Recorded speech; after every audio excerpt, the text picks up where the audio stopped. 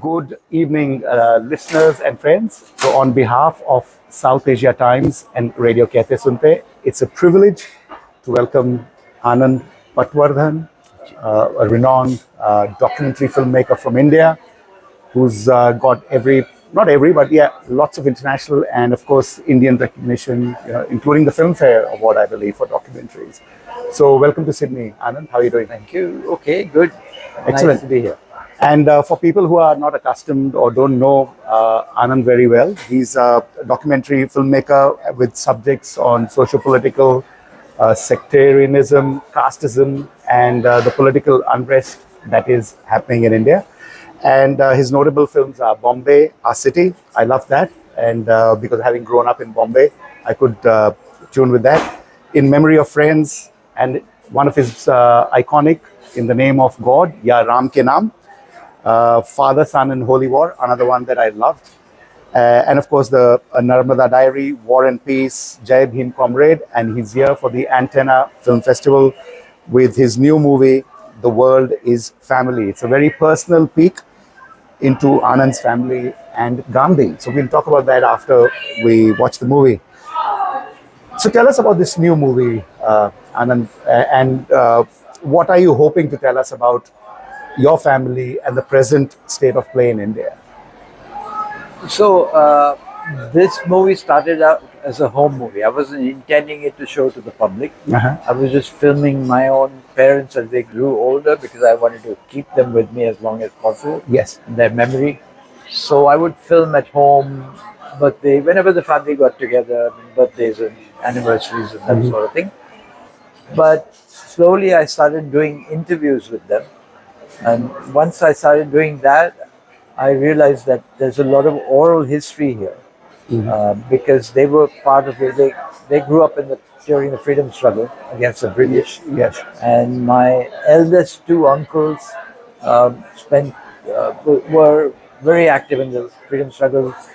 One of my uncles spent 11 years in British jails, and the other uncle was underground as a socialist.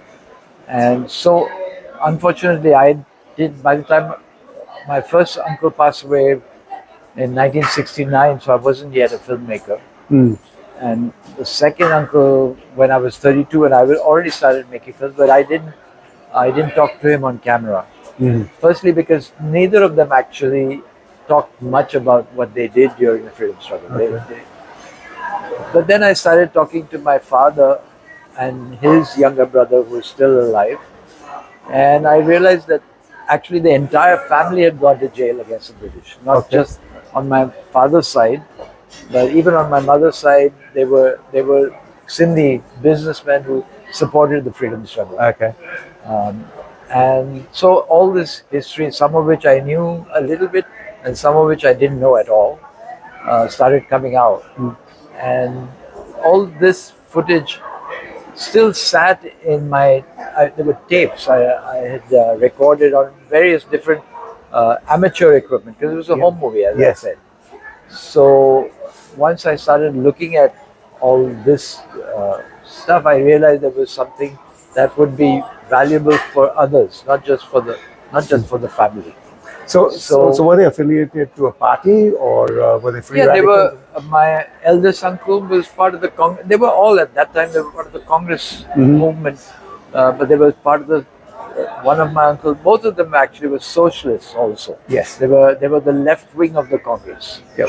And eventually, one of my uncles became part of the founder member of the Socialist Party, the Congress Socialist Party at first.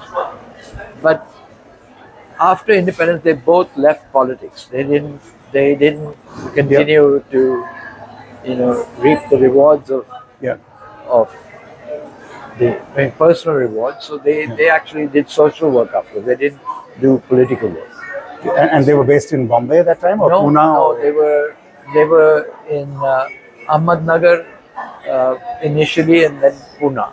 And one of the two uncles went to Banaras and traveled all over. He was part of the underground movement against the British. So he didn't spend so many years in jail. He actually used disguises and stayed underground and organized the movement from the 1942 movement, Quit India movement. So, if now that's freedom from the British, and now we are in a different time zone. Uh, what are what do they say about the present times? Are they So happy with the state of affairs in India? my uncles are no more. They Yes. passed away. My parents are no more also. Yeah. I mean, I started editing this film After they left. they'd gone. So my father passed away in 2010, my mother in 2008. So it took me many years later. It was mainly during the COVID pandemic that I started editing. Okay. And yeah, but when you see the film, you'll realize the contrast between what the people who fought for India's independence were trying to build and what India has become today. So there's a stark difference in these two things. So, based on what you knew about your parents and the tapes that you've re-found, Yeah. what do you think they would be saying now after 2014?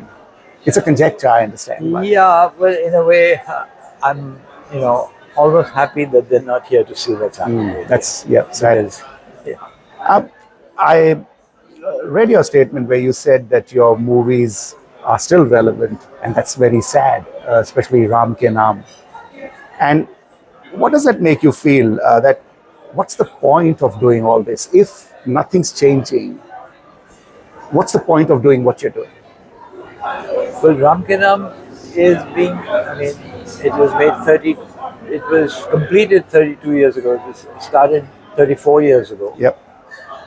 And it's still being used all over the country because as a kind of resistance to what is being done today by the government and by people who are, I would say, brainwashed into thinking that the biggest thing in India is to have Lord Ram restored to his birthplace. I mean, while if you watch Ram Ke Naam, you'll realize how this was a manipulated story. Yes. That in 1857, when Hindus and Muslims had united against the British, they fought the first war of independence. At that time, the British started doing everything possible to divide and rule, to set Hindus and Muslims and Sikhs apart, and that's the only way they could actually rule. So this whole story of Babri Masjid was built by Babur after demolishing a Hindu temple, which was at the birthplace of Lord Ram. If you actually analyze it, it's almost impossible to believe the story. I'll give you a few concrete reasons. That the original Ramayana was written in Sanskrit, the Valmiki Ramayana, and only a few priests knew Sanskrit. So Ram was not a popular god in India till the 16th century. So you find very few temples to Lord Ram. And if you can ask any archaeologist who studied history, and there were Shaivite temples, Shiva temples, and other temples, but Ram temples are very few, old ones.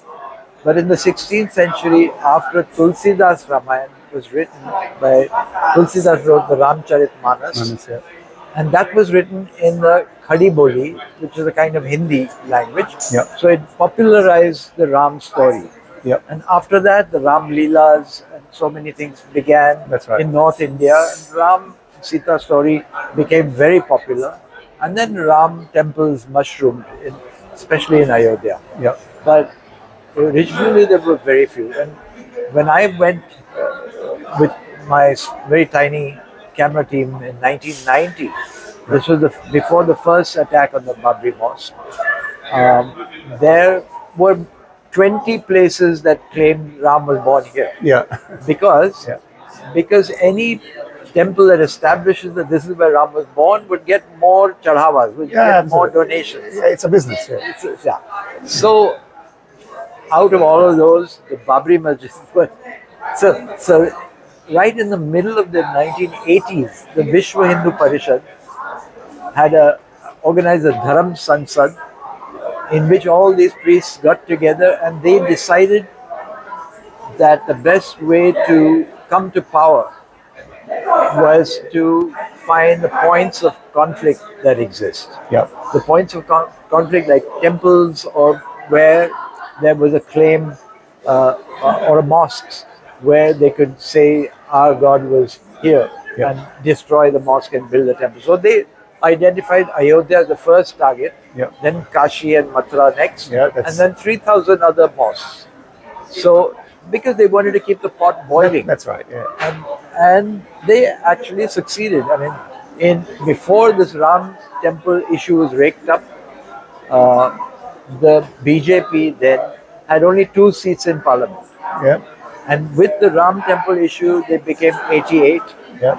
Then they finally came to power, and now they're entrenched in power. Yeah. Yeah. And So they. on a single issue, Yeah. And it's quite tragic because that's what the British started. Yeah. And we have perpetuated it. yeah, I say British we. used the rumor and they perpetuated it, spread it, and Yeah.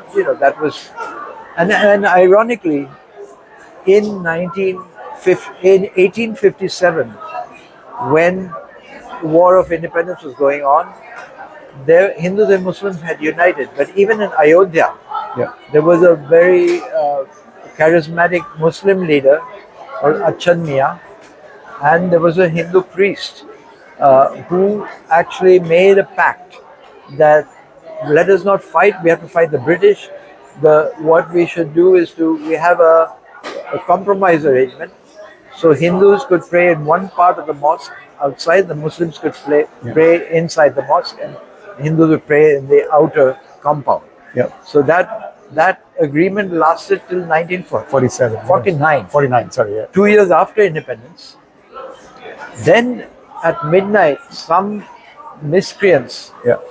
actually broke into the temple at night and installed Ram idols inside the mosque. Yeah. And that was a miracle. And then they declared the Hindutva forces declared this was a miracle.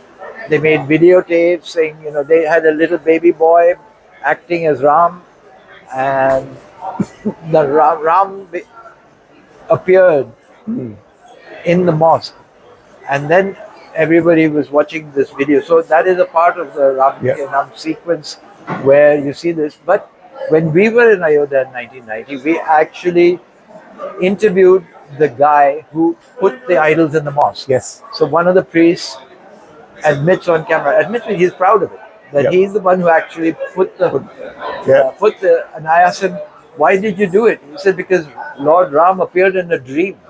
And the same dream appeared to all the guys who went and put the idols in the mosque. Amazing. And then the district magistrate, who his name is Kehte Sunte, he said, we will not remove these idols because it will cause a law and order problem.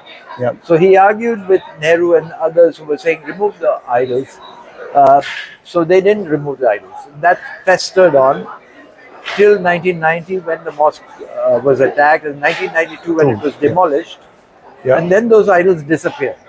Because after the demolition... Where are they? Yeah. So that's a question. So then they put new idols, and now they again put new idols. Newer, yeah. So it's a little bit funny that what is the sacredness of these idols? They can be reproduced and put there anytime. Because Ram is not the only god, like you said, that Shiv was also important. No, at that time. India has 33 crore gods. Yeah. Gods and goddesses. Yeah. 330 million gods and goddesses. Yeah. So you can go on. That is the beauty of the Hindu religion, that it is such a vast, it's so vast, and it encompasses so many different cultures and traditions. Yeah. What is happening now is narrowing down all this into a political tool. Yes. So this has nothing to do with religion. It is Absolutely. all about politics. Who controls power? Absolutely. Yeah, and I think they are destroying Hinduism. And I interviewed the Hindu priest of the Ram temple, who said that Hindus and Muslims have been living here for centuries in harmony. Yeah. Muslim rulers donated property for Hindu temples to be built in Ayodhya, Hanuman Gadi, and so many other places. And all this is being destroyed because the Vishwa Hindu Parishad wants to just grab political power. So which brings me back to the same question. What the British started, we've perpetuated it. What's the point of movie makers like you? I mean, nothing's changing. Are we doomed? So are you pessimistic or optimistic? No, firstly, it is uh, you know, it's a dream world if we think that by making a movie you can change the world. No, I mean, I yes. used to think that when I was young. Yes. I don't think that now. Yeah. But I still think it's better that these films are made and exist Yep. because they're a documentation of history. History. Yes. And today history is being rewritten. And even my new film is part of that fight to resist the rewriting of history. Yeah. Because today you're not even going, the next generation won't even know who killed Mahatma Gandhi Correct. or why. Yeah. And So because Mahatma Gandhi was killed by a Hindu fanatic, yes. the same ideology that rules the country right now. Yeah. So in fact, some part of that, though the party in power, some of them openly talk about how they support Nathuram Godse, the Yes, Mahatma Gandhi's killer. They celebrate his birthday. They've got a temple after him. Other parts are embarrassed by it, and they talk about Gandhi as if they love Gandhi, but they're the ones who killed Gandhi. Yeah. And they're certainly killing Gandhi's ideals every day. Yes. Yep. And you've spent a large part of your life, of your creative life, in courts. Yeah. Fighting the establishment. So I didn't do, and I didn't go to court as an exclusive activity. We were making films also, but also going to court. Of course. We had lawyers who would support us and do it for free or do it for very little money. And yeah. But that obviously takes away your creative time. You're chasing something that doesn't need to be done. But does that tell you that irrespective of who the establishment is, it is the power that is the problem? It's not the party. Do you agree with that? Because you were fighting the government, trying to get your films onto Doordarshan. Yeah. Yeah, and that time it wasn't the BJP. Right. So is it the power that is our problem? And if that is the problem, then we seem to be in a loop. Whoever comes, it's the tyranny of power, I think. So kisi ko bhi bitha do, and they'll come and do similar sort of No, thing. so I don't agree with that, because if you believe that, then you shouldn't be an activist of any kind, because nothing can change. Why should we bother? Correct. But I don't believe that. I think that things can change and do change, Yeah. and that we all have agency. We all have something we can do. Yes. Maybe we will not succeed, but we will keep fighting. And I think there's a big, huge difference between the times when I was making films, when the Congress was in power and some other parties were in power, and when the BJP came to power. There's a radical difference. The difference is of degree. It's true that even under Congress time and other parties' time, we were still fighting. Correct. But we won many of our battles. We actually won in court to force Doordarshan to show my films on Yes. TV. It's Something unthinkable now. Unthinkable now. Yep. We got media support. We got people who would write articles supporting the film. We won national awards. My films won a lot of national Yes. awards. Amazing. Even though I was making films against the government. Yeah. But because the government was not a totalitarian government in the sense that they made sure that the jury that they appointed would all be their own kind. Yeah. So sometimes there would be independent jury and they would give an award to what they thought was the best film. And you made movies along with the NFDC. So No, I've never made the film films. corporation. I've never made films for the government. So I thought there was some support that you had. No. Okay, or maybe I got my facts mixed up. Never government money and never private corporation money. We've always Self-funded. Yeah? self-funded. Okay. So what's different now? You said the degree. But what is this degree? Is it because of social media? Is it because of the media that the media is now sitting in what they call the Godi media? No, What's different now? I would say for the first time in Indian history, all the pillars of democracy are being controlled by one single political entity. Even during the emergency, Indira Gandhi's emergency, they did not have the support of every pillar. For instance, the newspaper, they imposed censorship. Yes. But in protest, some newspapers printed a blank editorial as a protest. Yeah. So they couldn't win the hearts and minds of the entire intelligentsia. Yeah. Right now, they have the coercive mechanism in place, but they also have ideologically created a kind of they've manufactured consent. So, can you imagine a country as large as India where everybody thinks that where Ram was born, and Ram is, in a sense, a fictional character. It's not a historical character. It's a Yes. religious person. So asking where Ram was born, in a sense, is like asking where is Peter Pan born? In Never Never Land. Yeah. So the point is that if Ram was a historical character, I actually in Ram Ke Naam I asked the car sevaks, who, by the way, car sevak is taken from your religion. Yeah. It's a Yeah. it's a term Yeah. adopted From Sikhs, yeah. saying this is the religious duty to do this work. Yeah. So I asked them, you know exactly where Ram was born, that is in the mosque, in the Babri mosque, but when was Ram born? Nah. So, no, they said thousands of years ago, no, millions of years ago. Then one person Yeah. said in Treta Yuga, before history began. Yeah, yeah. of So, course. so clearly it's not a historical person. Yeah, it's an emotional. And I can grant it. I can perfectly understand the argument that it's an article of faith. Yeah, and we can't sometimes argue with You that. can't argue with faith. Like you can't say, how do you know? What's the proof that Virgin Mary is a virgin? Yeah, yeah. No, you don't go to that level to question Yeah, yeah. faith. There's- You say you it's can't faith. win that. It's a faith. Okay, Yeah.